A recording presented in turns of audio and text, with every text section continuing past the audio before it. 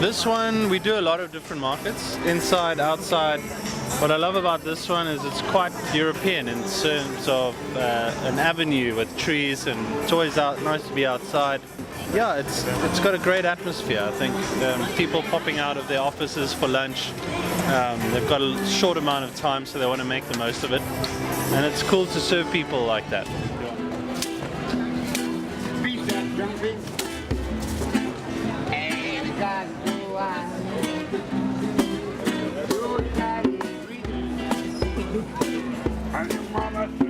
I just went through the city and just saw it, so it wasn't on purpose. It's really nice, nice stuff, nice food, different stuff. So it's not all the same. So it's nice.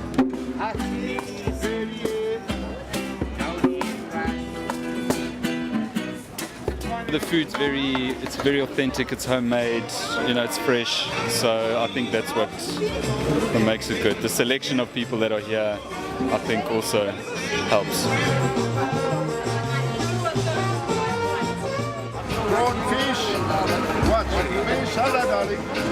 But it's outside, it's in the middle of a city, which doesn't happen regularly, you know, a town in the middle of a beautiful city. I think that definitely helps.